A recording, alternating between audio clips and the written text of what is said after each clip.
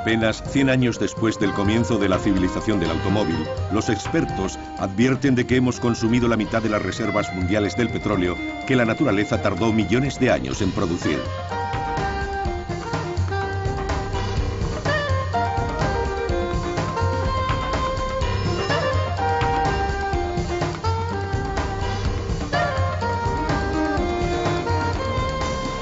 El petróleo como arma.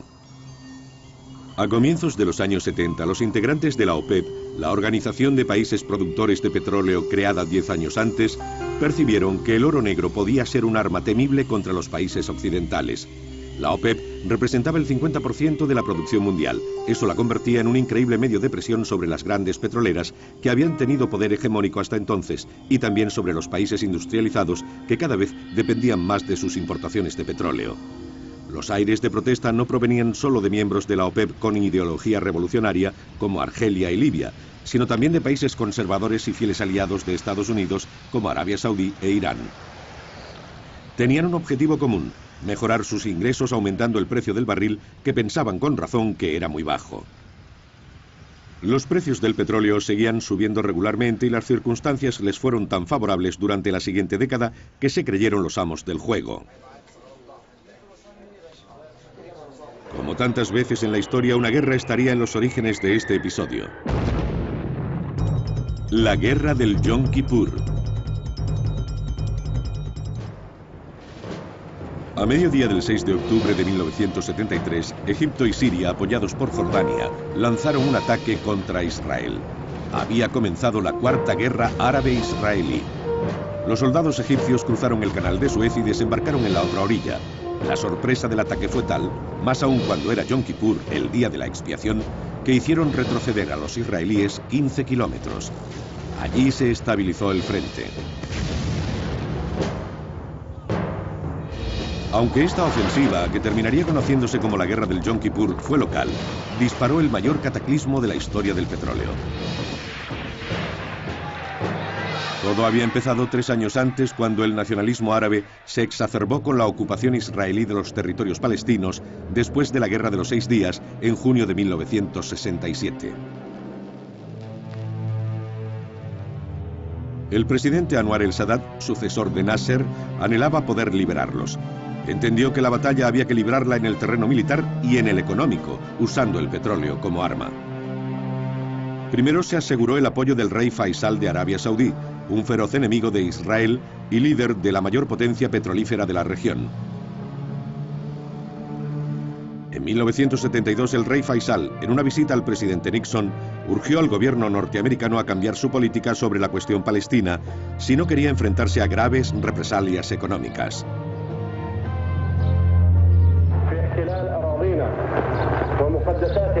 Este nacionalismo árabe estaba alimentado por la causa palestina y las demandas de los países de la OPEP. Ocurrió en el contexto de un profundo cambio del sistema monetario internacional, hasta entonces bajo el dominio exclusivo del dólar.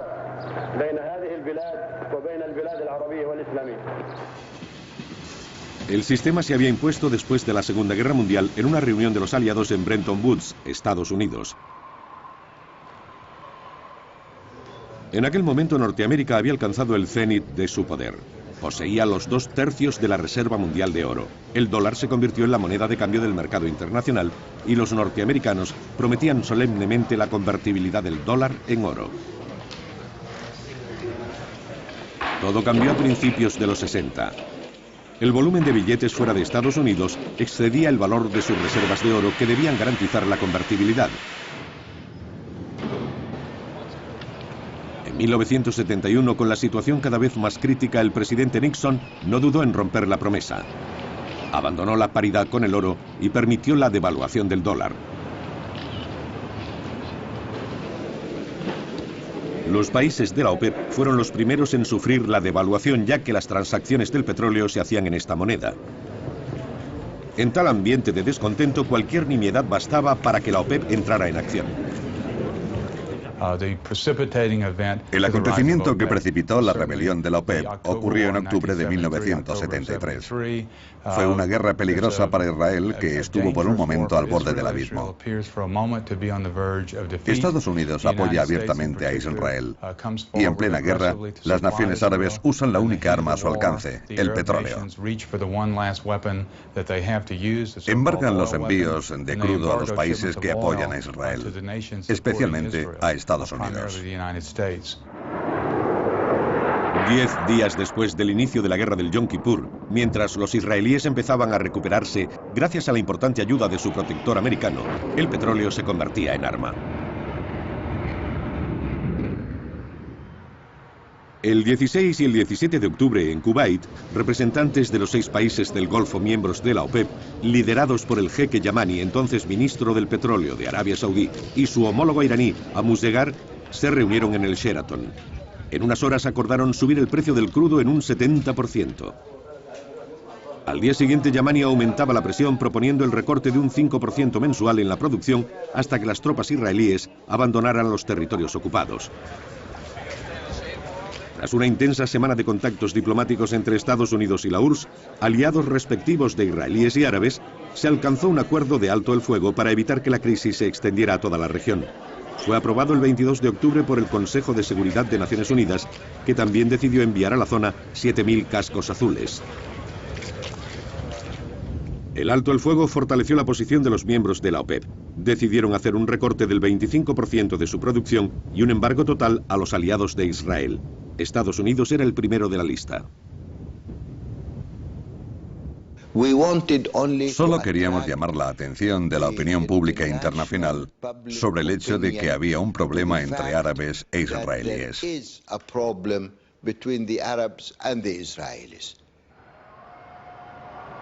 El último acto de esta rebelión ocurrió en Teherán el 23 de diciembre, cuando la OPEP decidió un incremento del 13%. En solo 2 meses, el precio del petróleo se había multiplicado por 4, de $2,50 a $10 el barril. El Shah de Irán declaró: las naciones industrializadas tendrán que comprender que esta época de gran prosperidad, beneficios y riqueza, gracias al petróleo barato, ha llegado a su fin. La primera crisis del petróleo.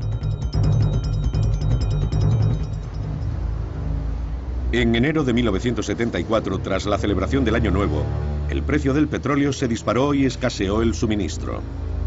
Este cataclismo sin precedentes quedó grabado en la memoria colectiva como la primera crisis del petróleo. Para las poblaciones occidentales, esta crisis significaba el fin de 30 años de riqueza marcados por el desenfrenado consumo de petróleo barato que parecía inagotable.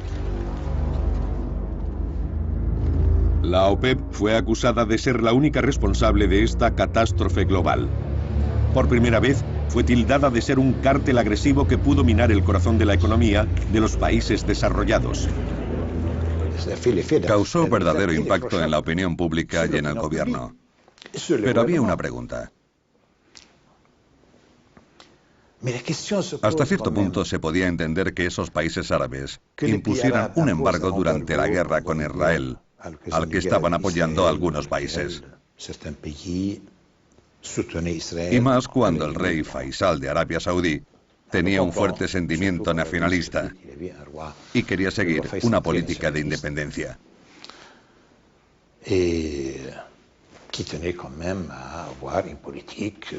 Esto fue un tema crucial para todos los árabes y todos los musulmanes. Pero ¿cómo es que esta organización de países exportadores de petróleo no había hecho nada en 12 años?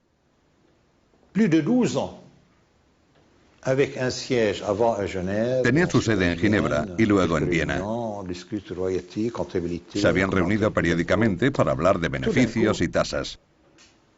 Pero de repente se armaban de valor y decidían cuadruplicar el precio del petróleo.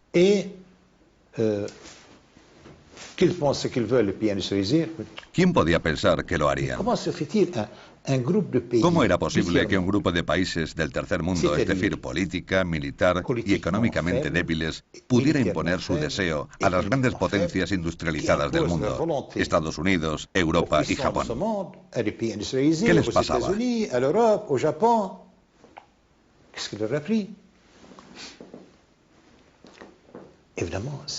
Ante los hechos, la OPEP se había convertido en un cártel.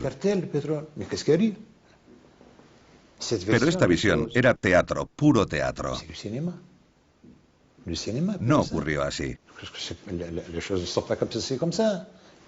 A la OPEP no se le hubiera ocurrido por nada del mundo cuadruplicar los precios, y ni siquiera un 10%, sino ocultar algo.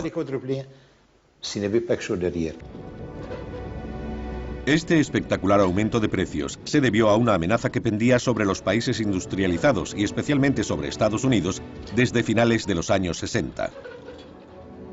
El presidente Nixon, advertido por sus consejeros, se dio cuenta de que el consumo de combustible seguía creciendo en su país y que cada vez dependía más del petróleo de Oriente Medio. Este oro negro era tan barato que a medio plazo resultaría fatal para la industria petrolera americana, cada vez menos competitiva por el agotamiento gradual de sus reservas. ¿Qué se podía hacer para resolver el problema sin arruinar a los magnates americanos del petróleo?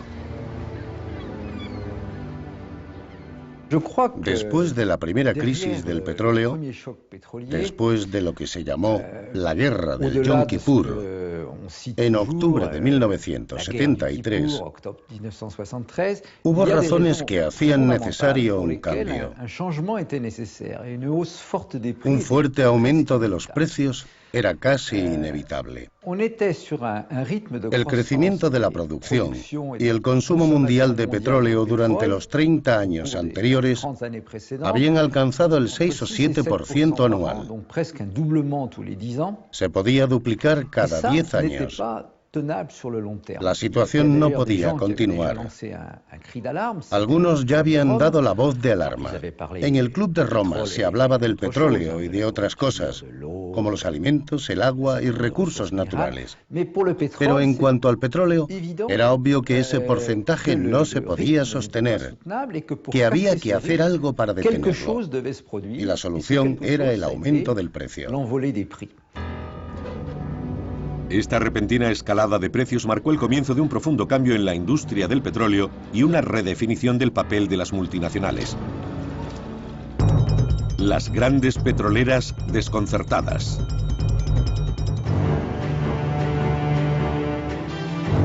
Hasta finales de los años 70, las multinacionales controlaban todo el proceso, desde la perforación hasta el final. Aplicaban el modelo de integración vertical establecido por John D. Rockefeller un siglo antes. Rockefeller fue el brillante fundador del primer imperio petrolero en 1870, la Standard Oil. Después de la primera crisis, todo cambió cuando las compañías se vieron obligadas a hacer drásticas reformas.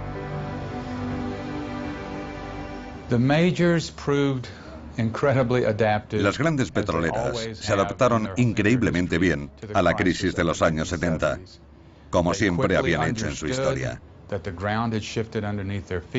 Comprendieron rápidamente que pisaban terreno peligroso y se centraron en advertir a los países productores de que si capitalizaban su acceso a la tecnología más moderna, conservarían el negocio que habían hecho en el pasado como contratistas en vez de como propietarios. Esta adaptación tuvo éxito para las principales compañías, aunque dificultó su negocio a nivel mundial.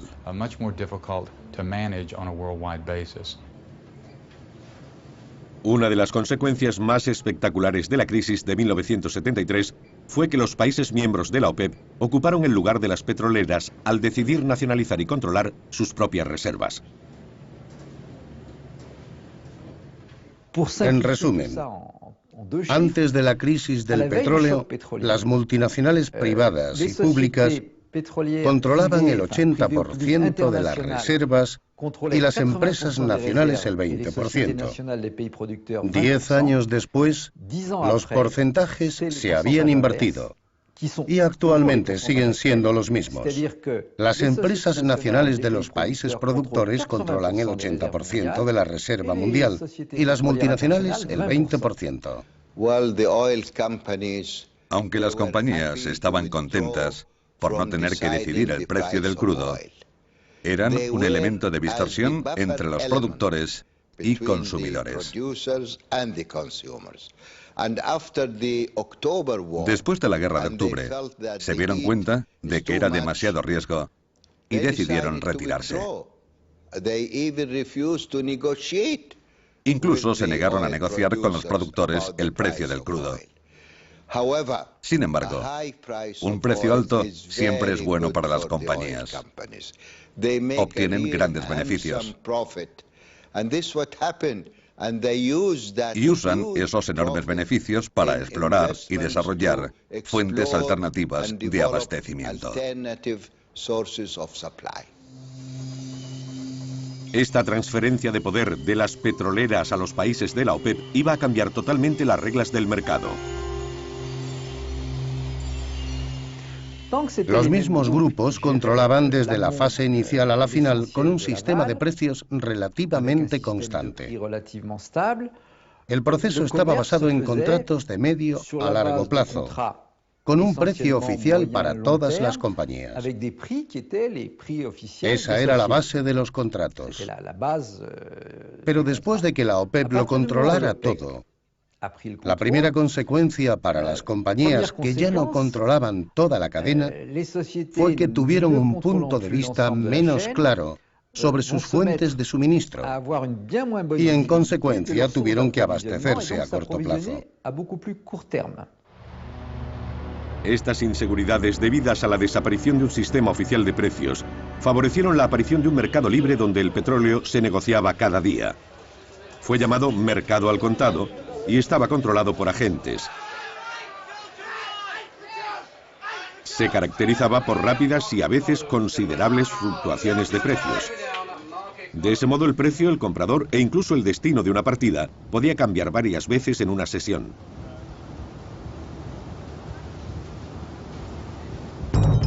El mundo occidental se enfrenta a la crisis.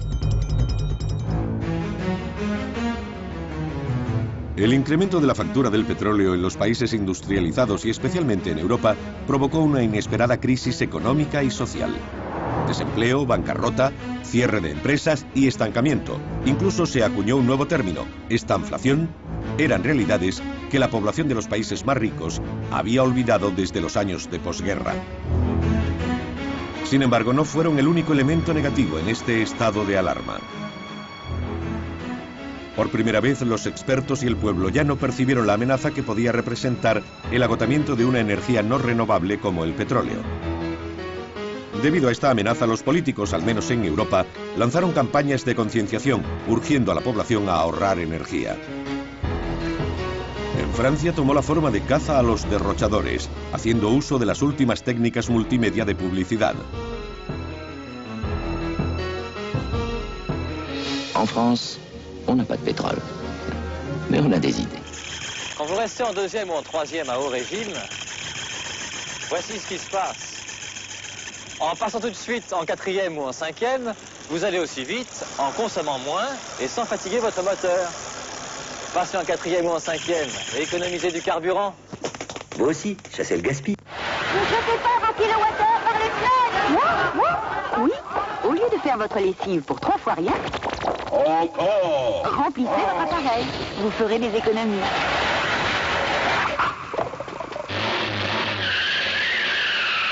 Et pourtant, c'est si simple d'économiser. Accélérer doucement, maintenir une vitesse constante, passer les vitesses en souplesse et éviter les freinages brutaux. Les économies d'énergie, pensez-y. La otra consecuencia del incremento de los precios fue la estimulación de la investigación de técnicas más eficientes para la industria petrolera. La idea era que se podía recortar el precio si se encontraba mejor tecnología para producir petróleo. Dos de los resultados de esta disposición a una mayor inversión en tecnología fueron los sondeos sísmicos, nuevas técnicas que, usando potentes ordenadores, permitían explorar y ver bajo la superficie de la Tierra como nunca antes y predecir con precisión qué van a encontrar al perforar. También se han dado avances en la perforación, lo que permite a la compañía abrir numerosos pozos desde un solo enclave, es decir, perforar en el ángulo adecuado, cosas impensables 30 o 40 años antes y que fueron posibles en los años 70 y 80. Esto permitió que se explotara más petróleo caro. El Mar del Norte no se podría haber desarrollado con los precios de antes. Incluso podemos decir que habría sido imposible. Lo mismo que en Alaska. Permitió que se explotaran nuevos recursos y abrió la puerta a la explotación de lo que se llamó petróleo no convencional en alta mar, crudo muy pesado. También permitió impulsar el desarrollo de otras energías, especialmente la nuclear. Los yacimientos del Mar del Norte no fueron viables económicamente hasta los años 60. Eran muy difíciles de explotar pues estaban en aguas profundas, donde las condiciones meteorológicas eran duras, con frecuentes tormentas. El incremento de los precios en 1973 permitiría a las grandes petroleras invertir considerables cantidades para superar ese problema. La historia de Frigg, un yacimiento de gas entre las costas de Noruega y Escocia, fue un ejemplo de lo que el grupo ELF era capaz de hacer. Las cifras indican lo que se necesitó para explotar este yacimiento de gas y construir un archipiélago artificial de 5 plataformas semisumergidas de 30 metros de altura. Costó lo que 10 centrales nucleares. Se tardó 3 años en construir el equivalente a una ciudad de 200.000 habitantes y se necesitaron 450.000 toneladas de cemento y 50.000 toneladas de acero especial. Era 7 veces más pesada que la Torre Eiffel. Gracias a las mejoras técnicas y a la mano de obra experta, la producción del Mar del Norte se multiplicó por 5 entre 1974 y 1978. Ello permitió a países vecinos como Gran Bretaña o Noruega, pero también a otros países europeos, ser menos dependientes de la OPEP.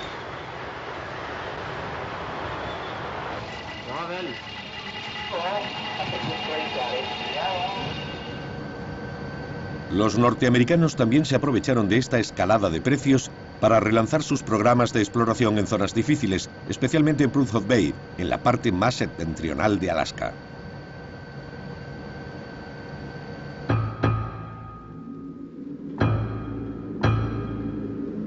Las prospecciones habían empezado en esta zona después de la Segunda Guerra Mundial para satisfacer la demanda de la Marina estadounidense, pero aunque habían hecho prometedores descubrimientos, se rindieron ante las duras condiciones del Ártico. Continuaron la prospección a principios de los 70. Sin embargo, seguían sin resolver el problema del transporte del crudo a través de una región montañosa, con temperaturas extremas y frecuentes terremotos.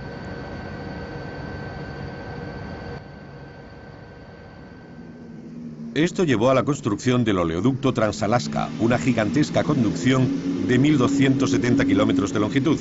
Atraviesa Alaska desde el yacimiento de Prudhoe Bay al norte hasta el puerto de Valdez en el sur, siempre libre de hielo. Para dificultar las cosas, el oleoducto tuvo que construirse a 3 metros sobre el suelo para no interrumpir la migración anual de alces y caribúes. El resultado igualaba al logro tecnológico. En los últimos 30 años, el norte de Alaska ha sido la principal región petrolífera de Estados Unidos, con el 25% de la producción nacional. Sin embargo, este incuestionable éxito no fue suficiente para reducir la factura del petróleo y para tranquilizar las preocupaciones sobre una rápida disminución de la producción. Se hicieron diferentes tipos de investigaciones para reducir la dependencia del oro negro. Muchas, cercanas a la utopía de los años 70, buscaban energías renovables y no contaminantes.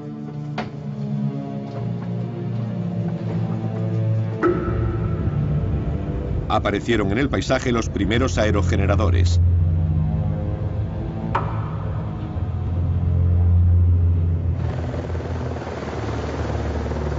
placas solares abrieron interesantes perspectivas en la economía doméstica. Pero a pesar de las esperanzas que representaban estas formas de energía, seguían siendo experimentales por falta de apoyo político.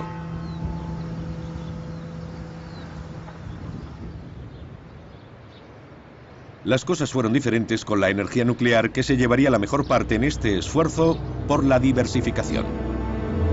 La carrera de centrales nucleares entre Estados Unidos, Japón y numerosos países europeos fue encabezada por Francia, que es el país con mayor número de centrales per cápita. El 6 de marzo de 1974, 2 meses después de la primera crisis del petróleo, Pierre Mesmer, primer ministro del gobierno Pompidou, lanzó el programa nuclear francés en un discurso televisado.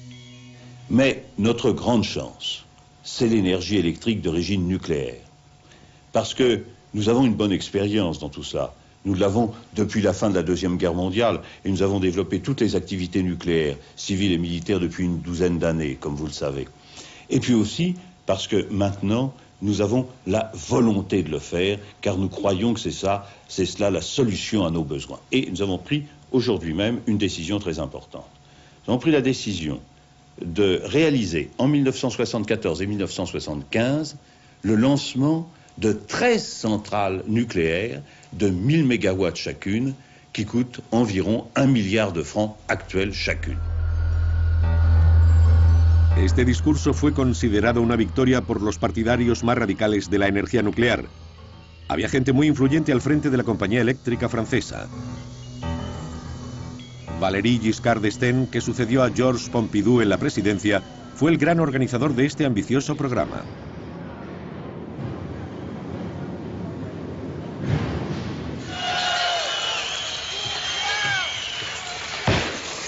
Apenas había empezado cuando mucha gente mostró su descontento en toda Francia.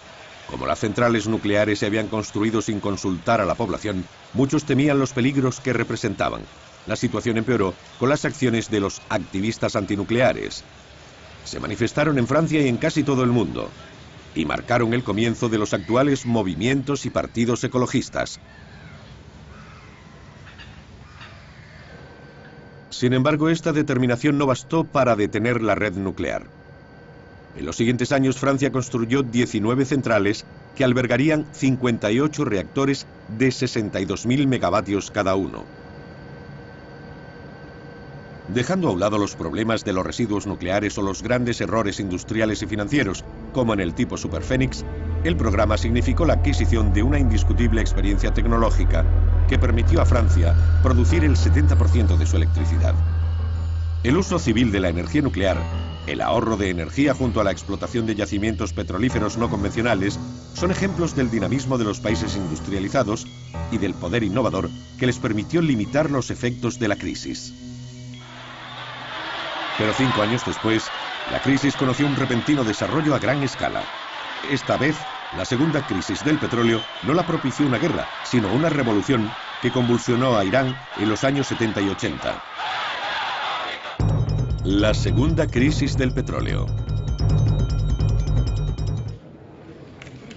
Como en tiempos de Mossadegh, héroe de la nacionalización de la compañía anglo-iraní de 1951, la revolución islámica contra el Shah de Irán empezó con una huelga de trabajadores del petróleo en octubre de 1978. En pocos días, la huelga paralizó la refinería de Abadán, una de las mayores del mundo, se extendió a todo el sector e inflamó al país. El ayatolá Khomeini, el más feroz oponente del Shah, que estaba en el exilio en un pueblo francés cercano a París, llamó solemnemente a la resistencia. Ir a la huelga en la industria del petróleo es obedecer la palabra de Dios. Su mensaje caló y en poco tiempo no se extraía una gota de petróleo en un país que producía 6 millones de barriles al día. Esta crisis ocurrió en otoño, una estación en la que las compañías almacenan todas sus reservas en previsión del invierno, e Irán era el segundo país exportador de la OPEP detrás de Arabia Saudí. La escasez no se notó inmediatamente porque la mayoría de los países de la OPEP intentaron compensar la falta de la producción iraní. Los precios empezaron a subir desde el principio del conflicto. ¿A qué fueron debidas estas reacciones irracionales que los especialistas llamaron histeria de precios? No es solo un fenómeno económico, también lo es psicológico.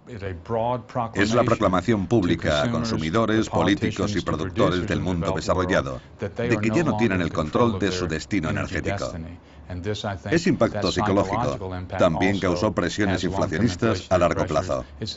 Una inflación construida sobre el miedo, como se vio en el 78 y 79, con la revolución iraní y el aumento de los precios. En parte, fue una respuesta psicológica al recuerdo de 1973, cuando la gente supo que ya no controlaba sus propios recursos de energía. No sabía cómo protegerse en el futuro. Ese impacto psicológico subió el precio del petróleo en 1979 y 1980. En 1979 la inquietud se convirtió en rebelión liderada por los mulás. El Shah, enfermo y debilitado físicamente, no podía controlar la situación y los norteamericanos, exasperados por su creciente megalomanía, terminaron por abandonarlo. Había llegado hasta el cenit de su poder gracias al petróleo tras la caída de Mossadegh, y el petróleo fue el que desencadenó su ruina. El 16 de enero de 1979 se vio forzado a abandonar su país y partir al exilio para siempre. El 23 de enero, una semana después, Teherán recibía al ayatolá Khomeini como un héroe.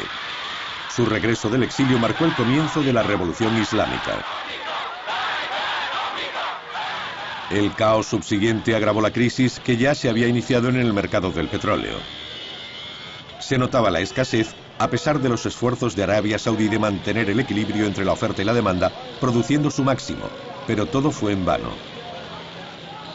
Entre diciembre de 1978 y mayo de 1979, el precio del barril aumentó hasta un 175% en algunos países. En este convulso contexto, se produjeron los problemas fronterizos entre Irán e Irak en la región de Chat el Arab, una zona muy rica en petróleo.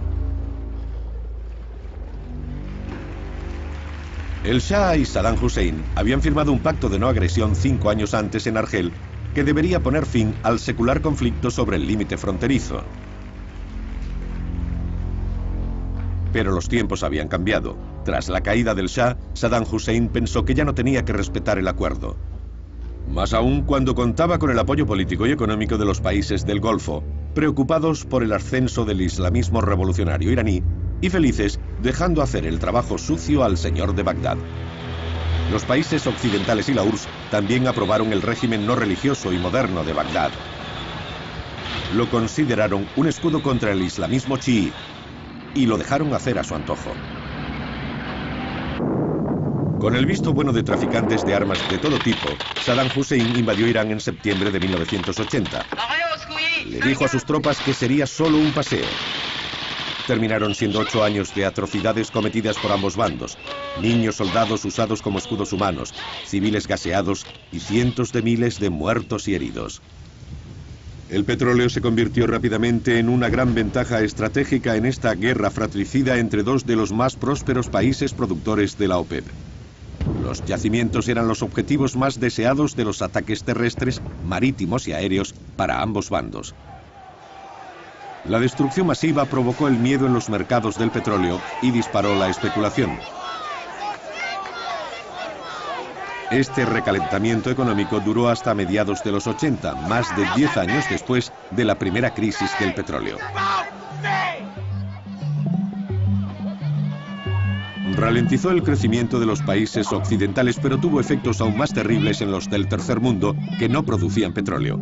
El aumento de su factura energética, que podía representar el 90% de sus importaciones, tuvo dramáticas consecuencias económicas y sociales y los llevó al estancamiento. Después de esperar que salieran del subdesarrollo en los años 60, los 70 abrieron para ellos un largo periodo de deudas, inestabilidad política y emigración en masa, causadas principalmente por la crisis del petróleo. Para los países de la OPEP, la escalada de precios supuso el efecto contrario. Los petrodólares, una nueva palabra acuñada después de la primera crisis, inundaron la economía.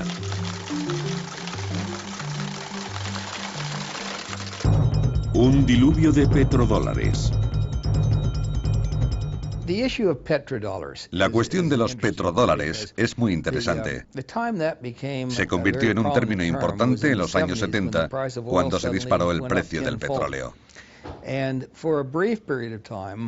Durante un breve periodo de tiempo, la mayoría de los países de la OPEP hizo circular su dinero. En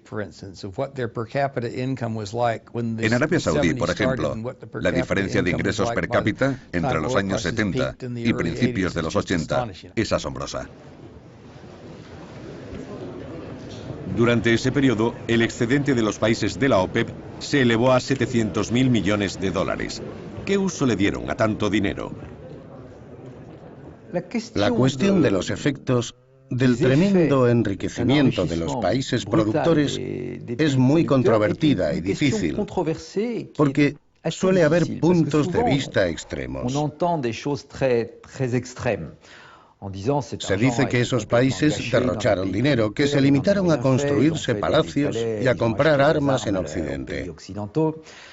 Yo creo que las cosas son más complejas. En primer lugar, al visitar esos países se ve que se han transformado notablemente y que la mayoría se han desarrollado. Las ciudades no tienen nada que ver con lo que eran hace 40 años. El sistema educativo ha mejorado en gran medida en los Emiratos, Kuwait, Qatar e incluso en Arabia Saudí.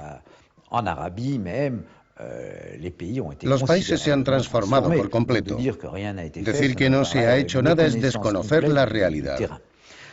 Es cierto que en algunos casos no se ha invertido bien el dinero. Ha habido gastos militares extravagantes y demasiado lujo. Los estados no se diferencian mucho de sus gentes. Cuando una persona gana mucho dinero, de repente, normalmente no lo gasta de manera moderada. El enriquecimiento rápido lleva siempre a ciertos excesos. Sin embargo, algunos miembros de la OPEP intentaron usar estos ingresos como medio para desarrollar su país. Fue el caso de Argelia. Después de alcanzar su independencia, seguía movida por su dinámica revolucionaria. Para un país es una auténtica suerte disponer de recursos naturales, y más aún si se trata de hidrocarburos. Aquellos que cuentan con grandes reservas de petróleo y gas son muy afortunados. Explotar bien sus riquezas puede ser una fuente sustancial de beneficios. Cuando estos se usan bien, al líder del país le resulta más fácil desarrollar y modernizar su economía. En Argelia fue una tarea muy difícil, pero también en otros países de la OPEP, porque partían desde muy abajo. Puede que las estructuras sociales y económicas no estuvieran preparadas para absorber tan importantes beneficios de una manera centralizada.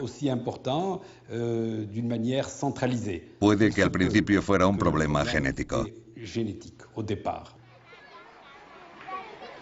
A pesar de ese obstáculo, en Argelia e Irak algunos sectores como la educación y la sanidad alcanzaron un crecimiento espectacular gracias al dinero del petróleo. Pero otros proyectos, quizá demasiado ambiciosos o irrelevantes, fracasaron. La tentación de la industria pesada fue un buen ejemplo de dichos fracasos y Argelia tuvo la oportunidad de experimentarla. Mal aconsejada por los soviéticos, se lanzó a un vasto programa industrial para competir con los países occidentales. Fue un fracaso total. A pesar de ser tan diferentes, todos los países de la OPEP conocerían el mismo tipo de fracasos. Eran los síntomas de una enfermedad común, el subdesarrollo. El subdesarrollo no es solo tener unos ingresos per cápita inferiores. Es una mentalidad, un contexto social e intelectual, un nivel educativo, un dominio de los mecanismos de la economía y el crecimiento. Es un todo. Un país subdesarrollado está mucho menos preparado que uno desarrollado para controlar los grandes acontecimientos que cambian su destino. Esto se vio en el modo en que Noruega, un país desarrollado, controló su riqueza petrolífera frente a cómo lo hacían los países subdesarrollados de la OPEP. et par des pays de l'OPEP qui font partie de la zone sous-développée. Noruega no sufrió los problemas de los países de la OPEP porque congeló rápidamente una parte de los beneficios petroleros para no desestabilizar su economía. Une partie des flux pétroliers, des revenus pétroliers, pour ne pas déstabiliser son économie. Car este segundo factor es esencial. En todos los tipos de economía, desarrollada o subdesarrollada, las consecuencias son inevitables cuando hay un factor desestabilizador y no se puede hacer una separación entre ese factor y el resto de la economía. On en subit immédiatement et de manière inéluctable les conséquences. El tercer factor es específico de todos los ingresos, provengan del petróleo o no. Una renta es, por definición, la garantía de una fuente de dinero permanente, durable e importante.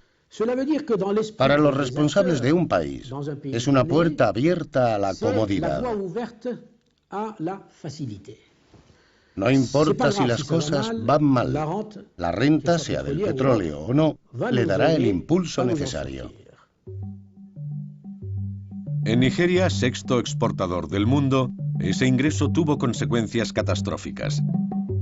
Este país, situado en la zona tropical húmeda, es uno de los más habitados del continente africano y también uno de los más ricos en hidrocarburos. Cuando empezó a conseguir dinero con el petróleo, la gente dejó de cultivar cacao y cacahuete, su principal riqueza desde la época colonial. En pocos años, la mayoría de las tierras quedaron baldías.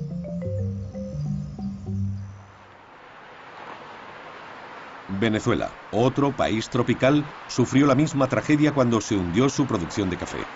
Las consecuencias fueron las mismas que en Nigeria, es decir, éxodo en masa del campo a las ciudades, convirtiéndolas en auténticos polvorines.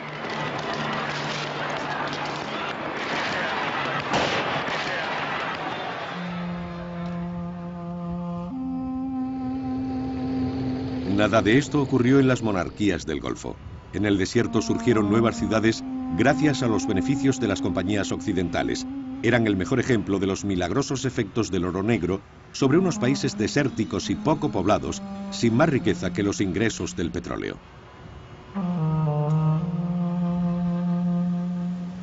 En los años 70, la población se benefició de esa riqueza. Las autoridades aseguraron así la paz social, aunque diera a la gente un espíritu menos emprendedor. Algunos ejecutivos de Occidente y un gran número de inmigrantes árabes y asiáticos provenientes de países pobres y superpoblados aseguraban el buen funcionamiento de todos los sectores de actividad, públicos o privados.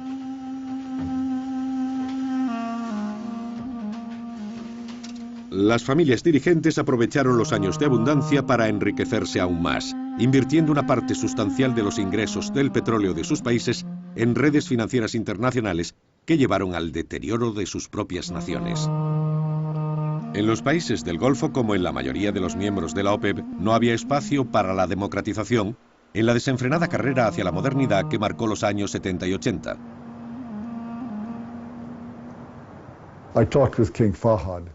Hablé con el rey Fahd justo antes de irme de allí. Fue la última reunión que tuve con él como embajador. Hablamos sobre el uso de su riqueza.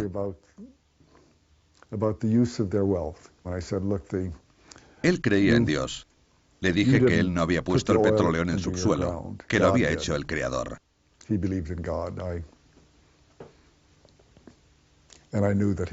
En cualquier caso, los árabes no habían puesto el petróleo allí y tampoco lo habían explotado.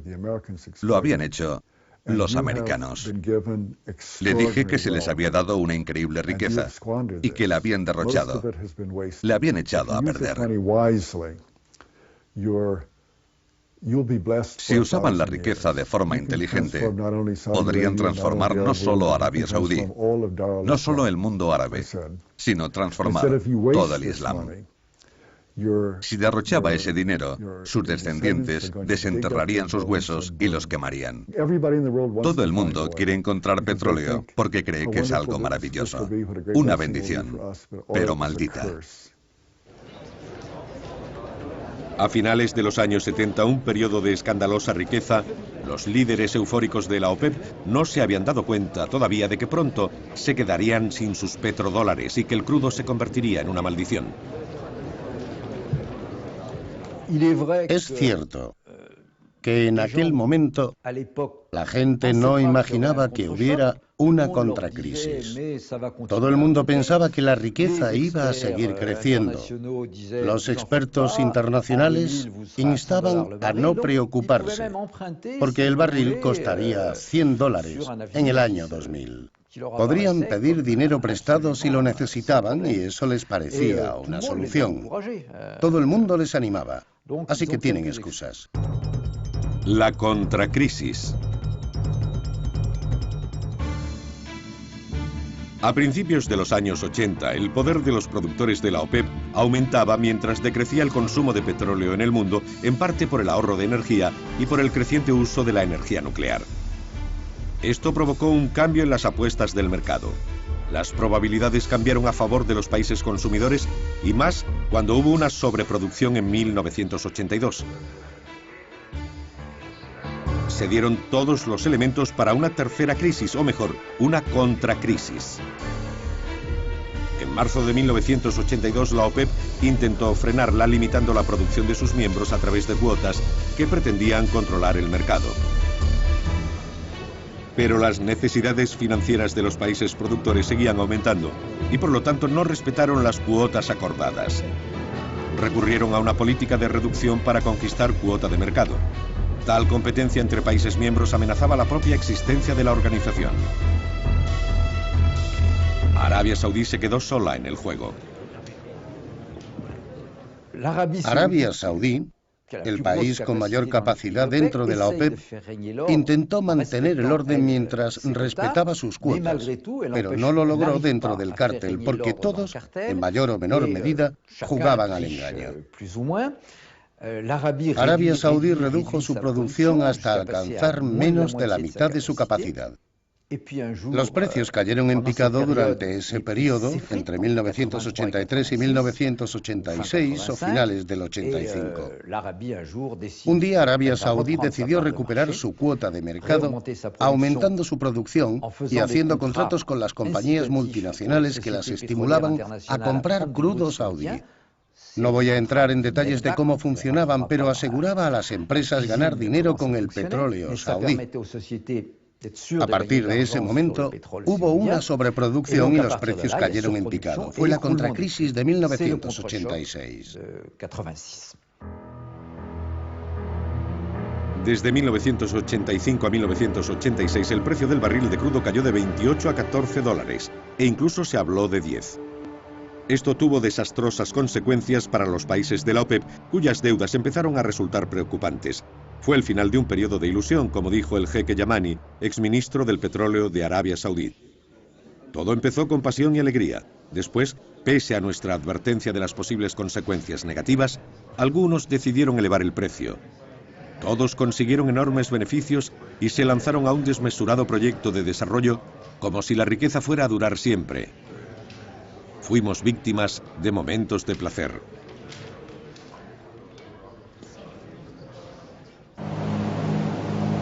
En tal contexto de crisis, la OPEP se dio cuenta de que no había servido de mucho desbancar a las grandes multinacionales en beneficio de las compañías nacionales a principios de los años 70.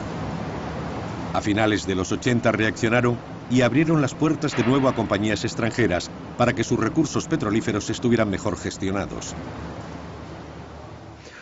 Al final, todo el mundo, en mayor o menor medida, volvía a las compañías internacionales.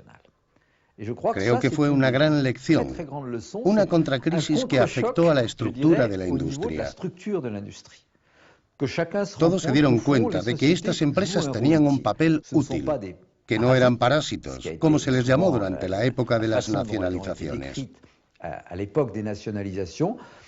Está claro que estaban allí para obtener beneficios, pero habían aportado el capital necesario y los conocimientos técnicos y de organización. No se trataba tanto de tecnología. No me gusta mucho esa palabra. Fue más la capacidad de organizar y poner en práctica cosas que las empresas nacionales no dominaban. A finales de 1986 la crisis parecía haber llegado a su fin, dejando a los países de la OPEP más pobres y debilitados. Habían perdido el poder ostentado desde la primera crisis y, lo que era peor, habían perdido los ingresos del petróleo en beneficio de los países consumidores. Pero en 1990 este frágil equilibrio se vio amenazado otra vez por una nueva guerra. La Primera Guerra del Golfo. En agosto de 1990, 2 años después de la interminable guerra entre Irán e Irak, que había dejado maltrechos y casi arruinados a los dos países, Saddam Hussein, convencido de su impunidad, se atrevió a invadir Kuwait, su vecino árabe, una monarquía petrolera, pero también miembro de la OPEP. Con el pretexto de que Kuwait había sido provincia del Imperio Otomano, Saddam Hussein soñó con apoderarse de su riqueza petrolífera. Le abriría las puertas al mar, facilitando el transporte del crudo.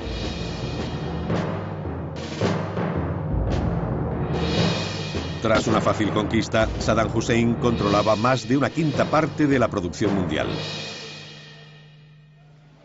Pero su victoria no duró mucho.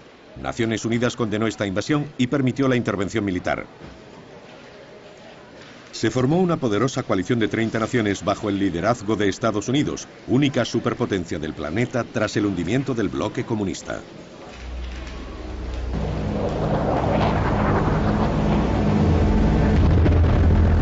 En la noche del 17 al 18 de enero de 1991, los ataques aéreos dieron comienzo a la operación Tormenta del Desierto. Durante 43 días, un intenso bombardeo y ataques aéreos de alta precisión destruyeron la infraestructura de Irak y aplastaron a las tropas que habían ocupado Kuwait.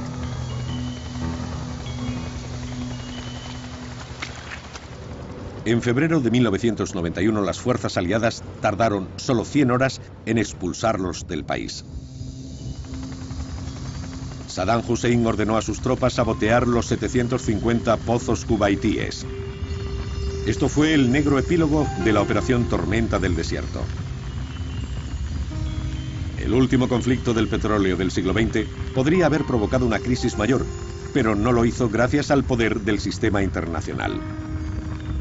En los años siguientes, la producción cubriría un siempre creciente consumo de petróleo. Pero tras esta aparente buena salud, acecha una amenaza global. Las reservas terminarán por agotarse. Esto provocará el agravamiento de las tensiones y las crisis que han salpicado la historia del petróleo desde hace un siglo. ¿Cómo nos las arreglaremos? Este será uno de los mayores desafíos que tendremos que afrontar en el siglo XXI.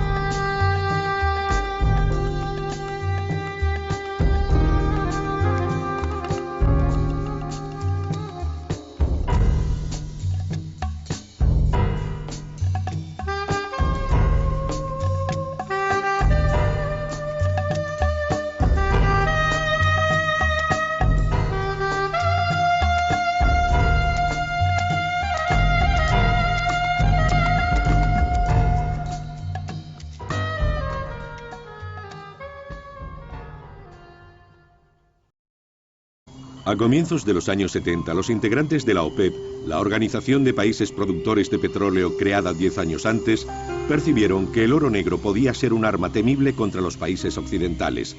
La OPEP representaba el 50% de la producción mundial. Eso la convertía en un increíble medio de presión sobre las grandes petroleras que habían tenido poder hegemónico hasta entonces y también sobre los países industrializados que cada vez dependían más de sus importaciones de petróleo. Los aires de protesta no provenían solo de miembros de la OPEP con ideología revolucionaria como Argelia y Libia, sino también de países conservadores y fieles aliados de Estados Unidos como Arabia Saudí e Irán. Tenían un objetivo común: mejorar sus ingresos aumentando el precio del barril, que pensaban con razón que era muy bajo. Los precios del petróleo seguían subiendo regularmente y las circunstancias les fueron tan favorables durante la siguiente década que se creyeron los amos del juego. Como tantas veces en la historia, una guerra estaría en los orígenes de este episodio. La guerra del Yom Kippur. A mediodía del 6 de octubre de 1973, Egipto y Siria, apoyados por Jordania, lanzaron un ataque contra Israel. Había comenzado la Cuarta Guerra Árabe-Israelí. Los soldados egipcios cruzaron el canal de Suez y desembarcaron en la otra orilla. La sorpresa del ataque fue tal, más aún cuando era Yom Kippur, el día de la expiación, que hicieron retroceder a los israelíes 15 kilómetros. Allí se estabilizó el frente. Aunque esta ofensiva, que terminaría conociéndose como la Guerra del Yom Kippur, fue local, disparó el mayor cataclismo de la historia del petróleo. Todo había empezado 3 años antes, cuando el nacionalismo árabe se exacerbó con la ocupación israelí de los territorios palestinos después de la Guerra de los 6 días, en junio de 1967. El presidente Anwar el-Sadat, sucesor de Nasser, anhelaba poder liberarlos. Entendió que la batalla había que librarla en el terreno militar y en el económico, usando el petróleo como arma. Primero se aseguró el apoyo del rey Faisal de Arabia Saudí, un feroz enemigo de Israel y líder de la mayor potencia petrolífera de la región. En 1972, el rey Faisal, en una visita al presidente Nixon, urgió al gobierno norteamericano a cambiar su política sobre la cuestión palestina si no quería enfrentarse a graves represalias económicas.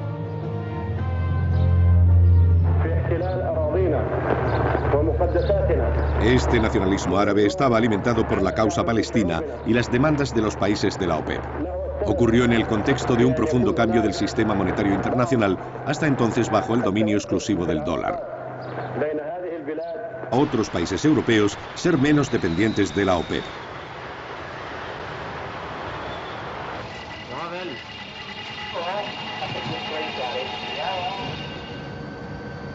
Los norteamericanos también se aprovecharon de esta escalada de precios para relanzar sus programas de exploración en zonas difíciles, especialmente en Prudhoe Bay, en la parte más septentrional de Alaska.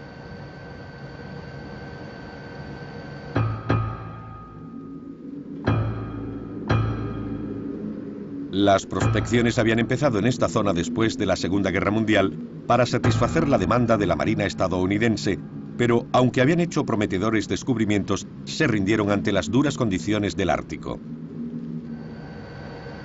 Continuaron la prospección a principios de los 70. Sin embargo, seguían sin resolver el problema del transporte del crudo a través de una región montañosa, con temperaturas extremas y frecuentes terremotos.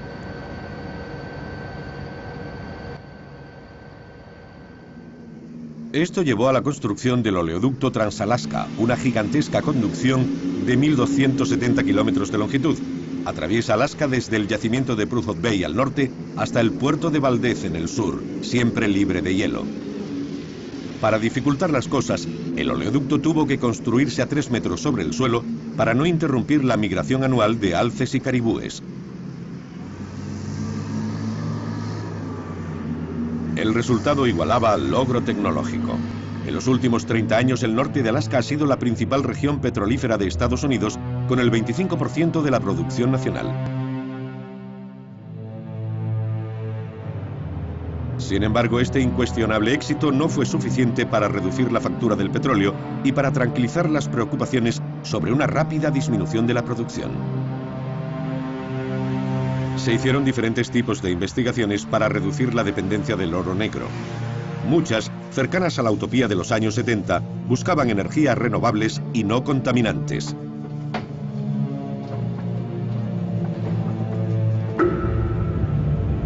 Aparecieron en el paisaje los primeros aerogeneradores.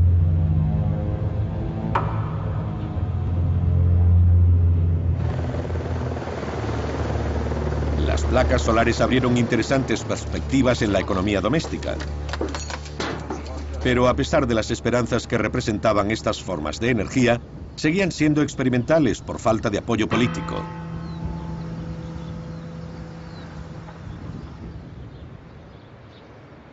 Las cosas fueron diferentes con la energía nuclear, que se llevaría la mejor parte en este esfuerzo por la diversificación. La carrera de centrales nucleares entre Estados Unidos, Japón y numerosos países europeos fue encabezada por Francia, que es el país con mayor número. Le dije que se les había dado una increíble riqueza y que la habían derrochado. La habían echado a perder. Si usaban la riqueza de forma inteligente, podrían transformar no solo Arabia Saudí, no solo el mundo árabe, sino transformar todo el Islam. Si derrochaba ese dinero, sus descendientes desenterrarían sus huesos y los quemarían.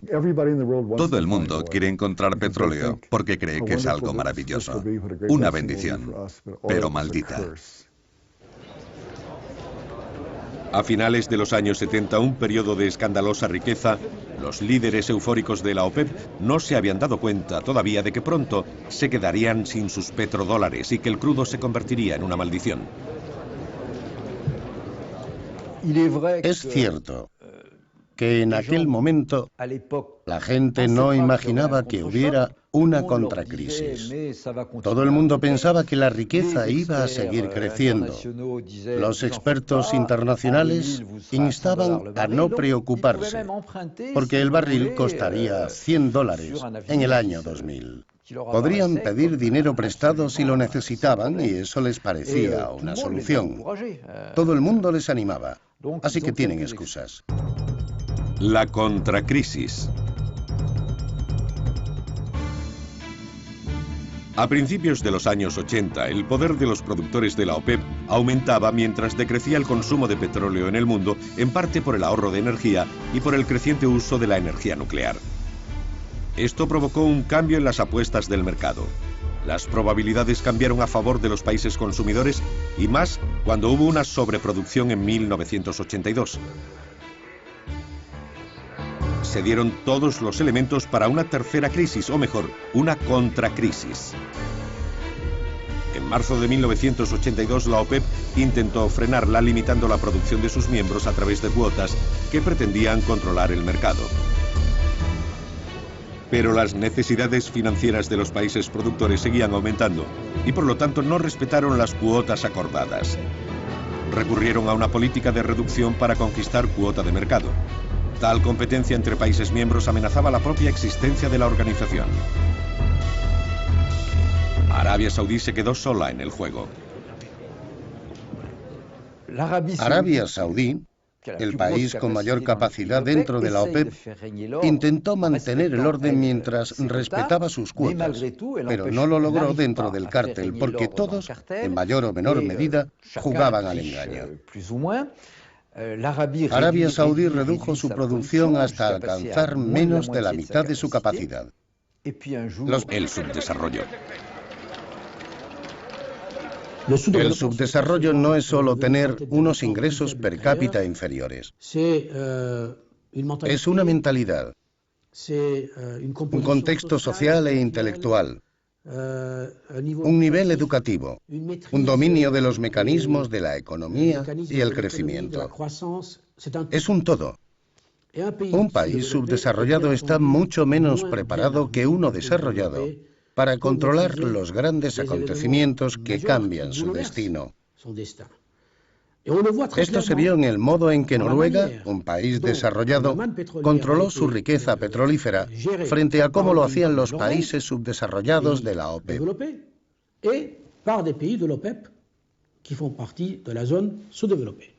Noruega no sufrió los problemas de los países de la OPEP porque congeló rápidamente una parte de los beneficios petroleros para no desestabilizar su economía.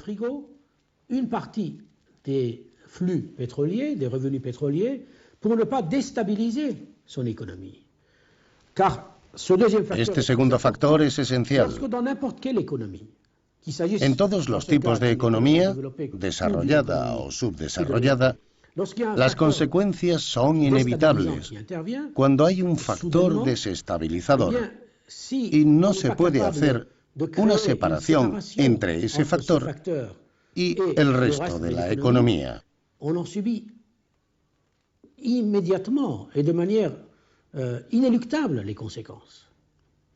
El tercer factor es específico de todos los ingresos, provengan del petróleo o no. Una renta es, por definición, la garantía de una fuente de dinero permanente, durable e importante. Para los responsables de un país, es una puerta abierta a la comodidad. No importa si las cosas van mal, la renta, sea del petróleo o no, le dará el impulso necesario. En Nigeria, sexto exportador del mundo, ese ingreso tuvo consecuencias catastróficas. Este país, situado en la zona tropical húmeda, es uno de los más habitados del continente africano y también uno de los más ricos en hidrocarburos. Cuando empezó a conseguir dinero con el petróleo, la gente dejó de cultivar cacao y cacahuete, su principal riqueza desde la época colonial. En pocos años, la mayoría de las tierras quedaron baldías.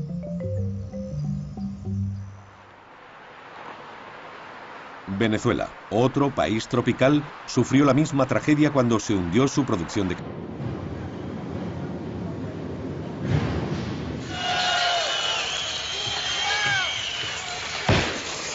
Apenas había empezado cuando mucha gente mostró su descontento en toda Francia.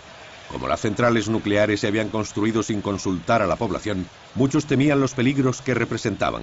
La situación empeoró con las acciones de los activistas antinucleares. Se manifestaron en Francia y en casi todo el mundo, y marcaron el comienzo de los actuales movimientos y partidos ecologistas. Sin embargo, esta determinación no bastó para detener la red nuclear. En los siguientes años, Francia construyó 19 centrales que albergarían 58 reactores de 62.000 megavatios cada uno. Dejando a un lado los problemas de los residuos nucleares o los grandes errores industriales y financieros, como en el tipo Superphénix, el programa significó la adquisición de una indiscutible experiencia tecnológica que permitió a Francia producir el 70% de su electricidad. El uso civil de la energía nuclear, el ahorro de energía junto a la explotación de yacimientos petrolíferos no convencionales, son ejemplos del dinamismo de los países industrializados y del poder innovador que les permitió limitar los efectos de la crisis. Pero 5 años después, la crisis conoció un repentino desarrollo a gran escala. Esta vez, la segunda crisis del petróleo no la propició una guerra, sino una revolución que convulsionó a Irán en los años 70 y 80. La segunda crisis del petróleo. Como en tiempos de Mossadegh, héroe de la nacionalización de la compañía anglo-iraní de 1951, la revolución islámica contra el Shah de Irán empezó con una huelga de trabajadores del petróleo en octubre de 1978. En pocos días, la huelga paralizó la refinería de Abadán, una de las mayores del mundo, se extendió a todo el sector e inflamó al país. El ayatolá Jomeini, el más feroz oponente del Shah, que estaba en el exilio en un pueblo francés cercano a París, llamó solemnemente a la resistencia. Ir a la huelga en la industria del petróleo es obedecer la palabra de Dios. Su mensaje caló y en poco tiempo no se extraía una gota de petróleo en un país que producía 6 millones de barriles al día. Esta crisis ocurrió en otoño, una estación en la que las compañías almacenan todas sus reservas en previsión del invierno, e Irán era el segundo país exportador de la OPEP detrás de Arabia Saudí. La escasez no se notó inmediatamente porque la mayoría de los países de la OPEP intentaron compensar la falta de la producción iraní. Los precios empezaron a subir desde el principio del conflicto. ¿A qué fueron de 1 milliard de francs actuels chacune? Este discurso fue considerado una victoria por los partidarios más radicales de la energía nuclear. Había gente muy influyente al frente de la compañía eléctrica francesa. Valéry Giscard d'Estaing, que sucedió a Georges Pompidou en la presidencia, fue el gran organizador de este ambicioso programa.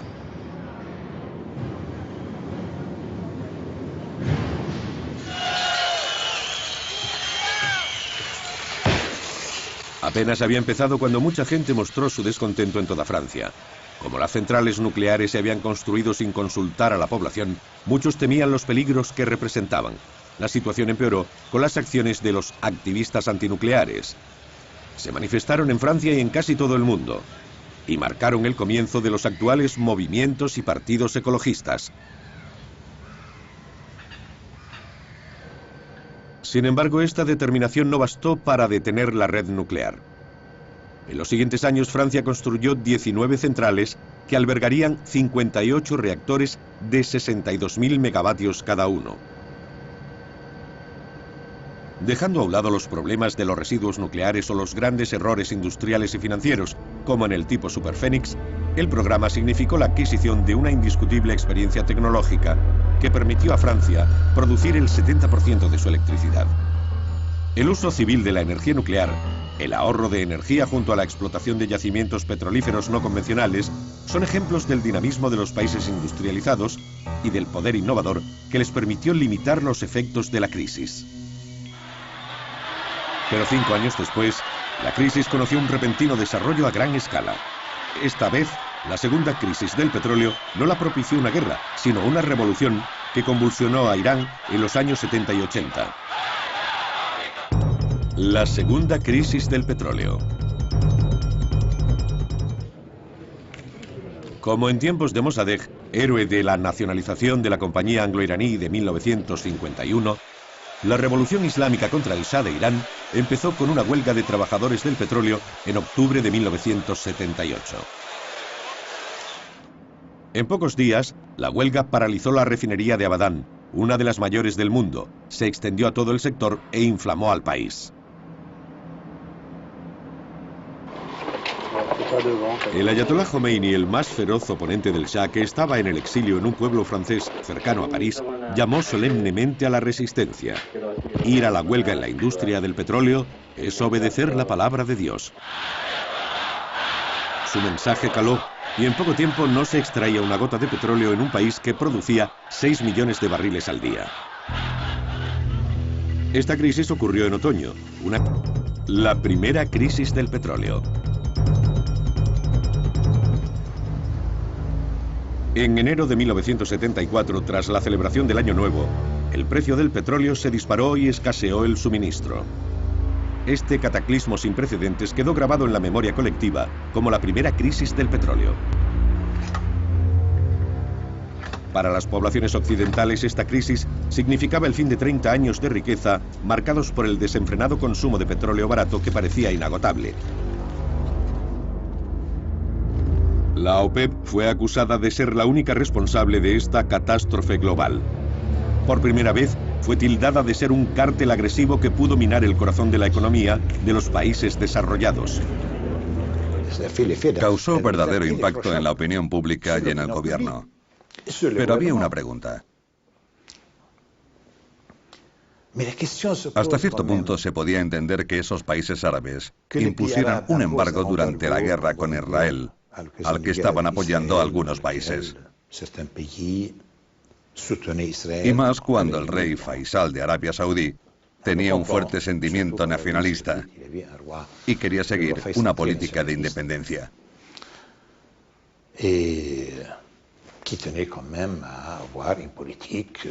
Esto fue un tema crucial para todos los árabes y todos los musulmanes.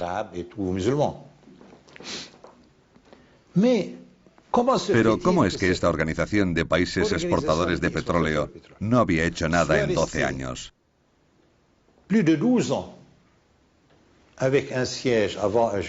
Tenían su sede en Ginebra y luego en Viena.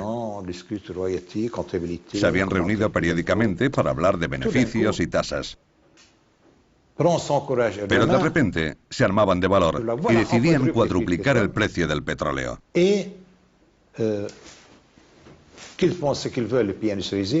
¿Quién podía pensar que lo harían? ¿Cómo era posible que un grupo de países del tercer mundo, es decir, política, militar y económicamente débiles, pudiera imponer su deseo a las grandes potencias industrializadas del mundo, Estados Unidos, Europa y Japón? ¿Qué les pasaba?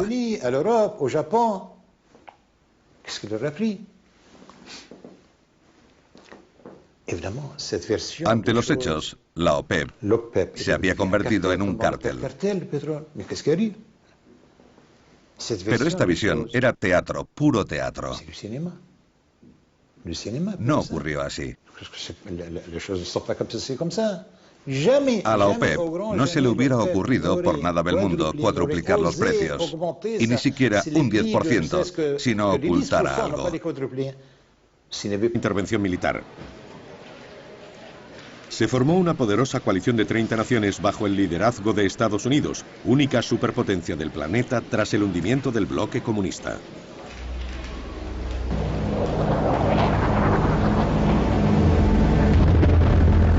En la noche del 17 al 18 de enero de 1991, los ataques aéreos dieron comienzo a la operación Tormenta del Desierto. Durante 43 días, un intenso bombardeo y ataques aéreos de alta precisión destruyeron la infraestructura de Irak y aplastaron a las tropas que habían ocupado Kuwait.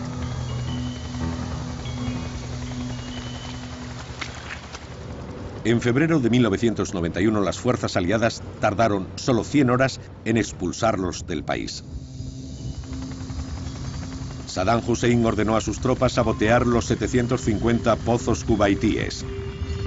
Esto fue el negro epílogo de la operación Tormenta del Desierto. El último conflicto del petróleo del siglo XX podría haber provocado una crisis mayor, pero no lo hizo gracias al poder del sistema internacional. En los años siguientes, la producción cubriría un siempre creciente consumo de petróleo. Pero tras esta aparente buena salud, acecha una amenaza global. Las reservas terminarán por agotarse. Esto provocará el agravamiento de las tensiones y las crisis que han salpicado la historia del petróleo desde hace un siglo. ¿Cómo nos las arreglaremos? Este será uno de los mayores desafíos que tendremos que afrontar en el siglo XXI.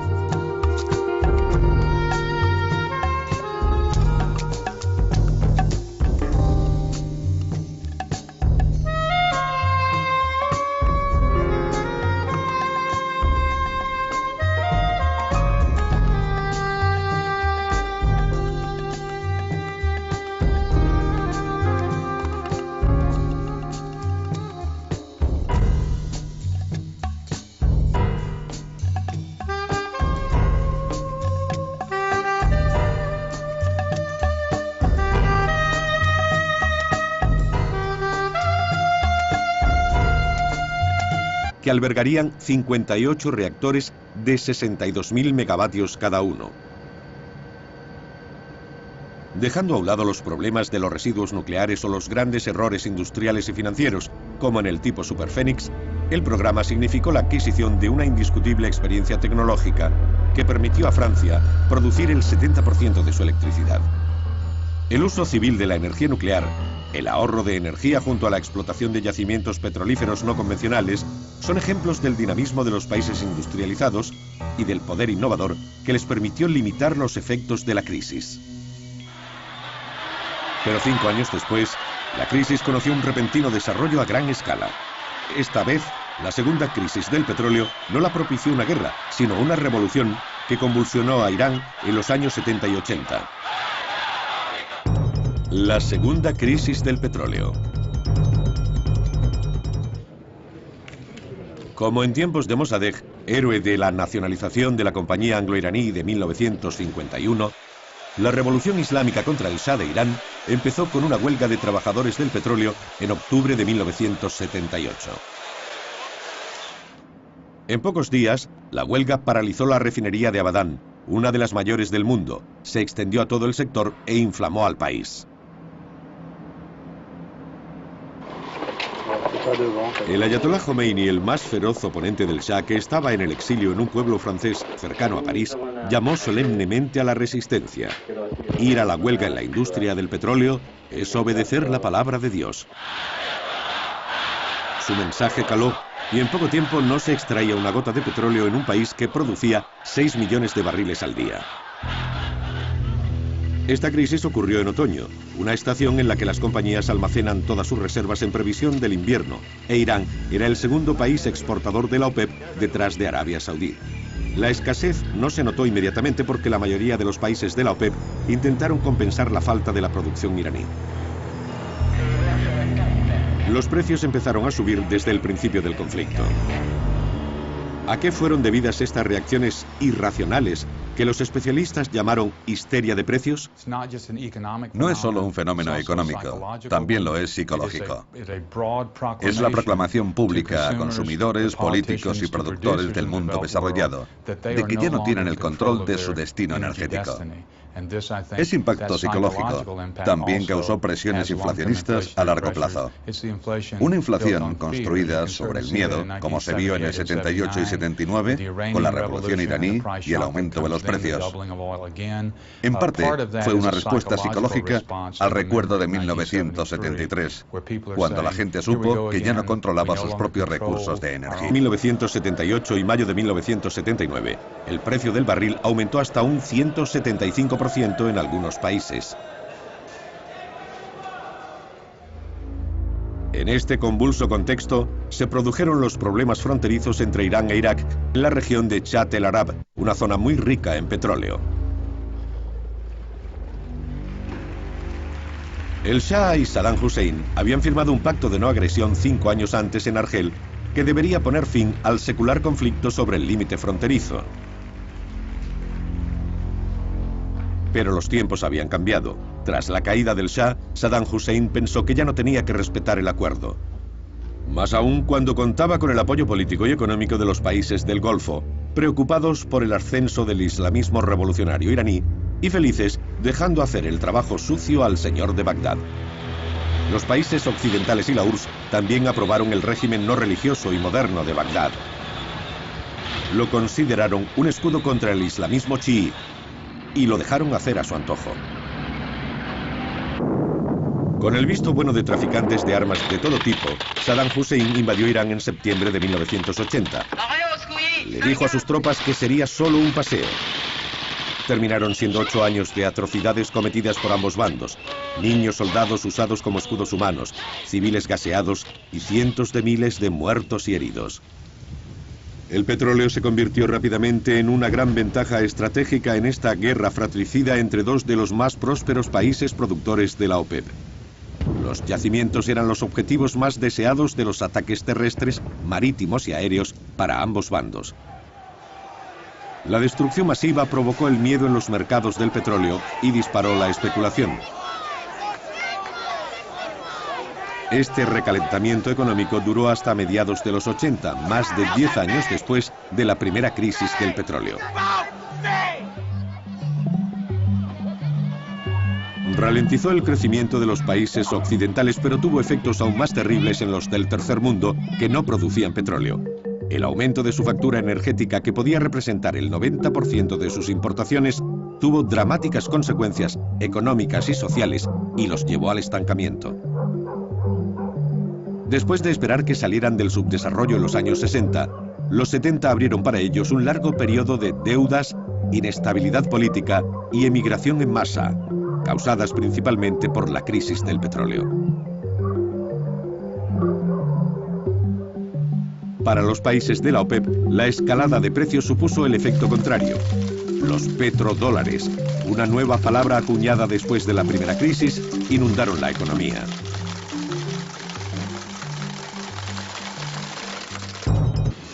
El sistema se había impuesto después de la Segunda Guerra Mundial en una reunión de los aliados en Bretton Woods, Estados Unidos. En aquel momento Norteamérica había alcanzado el cenit de su poder. Poseía los 2/3 de la reserva mundial de oro. El dólar se convirtió en la moneda de cambio del mercado internacional y los norteamericanos prometían solemnemente la convertibilidad del dólar en oro. Todo cambió a principios de los 60. El volumen de billetes fuera de Estados Unidos excedía el valor de sus reservas de oro que debían garantizar la convertibilidad.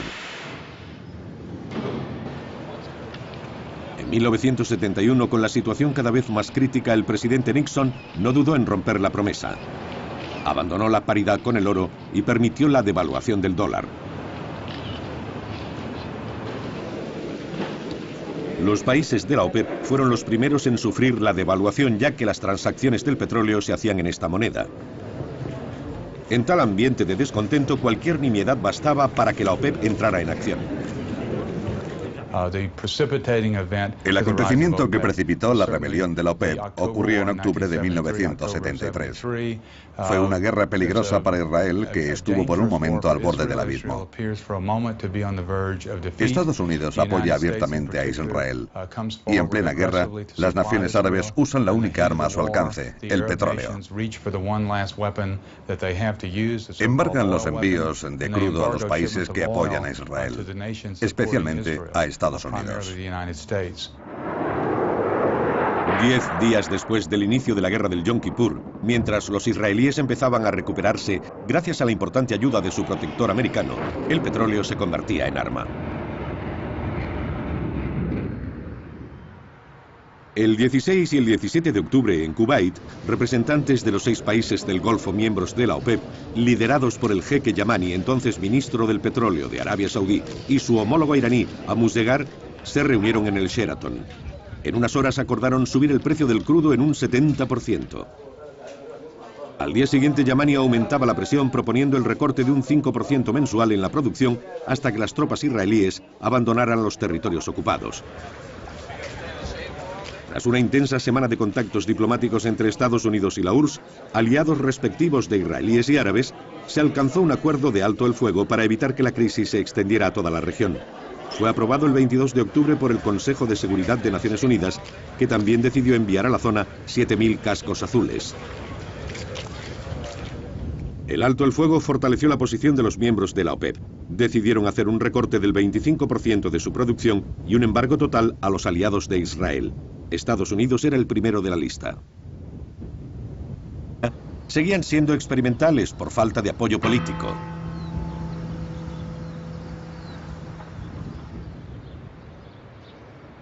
Las cosas fueron diferentes con la energía nuclear, que se llevaría la mejor parte en este esfuerzo por la diversificación. La carrera de centrales nucleares entre Estados Unidos, Japón y numerosos países europeos fue encabezada por Francia, que es el país con mayor número de centrales per cápita. El 6 de marzo de 1974, 2 meses después de la primera crisis del petróleo, Pierre Mesmer, primer ministro del gobierno Pompidou, lanzó el programa nuclear francés en un discurso televisado. Mais notre grande chance, c'est l'énergie électrique d'origine nucléaire. Parce que nous avons une bonne expérience dans tout ça. Nous l'avons depuis la fin de la Deuxième Guerre mondiale et nous avons développé toutes les activités nucléaires, civiles et militaires depuis une douzaine d'années, comme vous le savez. Et puis aussi parce que maintenant, nous avons la volonté de le faire, car nous croyons que c'est cela la solution à nos besoins. Et nous avons pris aujourd'hui même une décision très importante. Nous avons pris la décision de réaliser en 1974 et 1975 le lancement de 13 centrales nucléaires de 1000 mégawatts chacune, qui coûtent environ 1 milliard de francs actuels chacune. Este discurso fue considerado una victoria por los partidarios más radicales de la energía nuclear. Había gente muy influyente al frente de la compañía eléctrica francesa. Valéry Giscard d'Estaing, que sucedió a Georges Pompidou en la presidencia, fue el gran organizador de este ambicioso programa.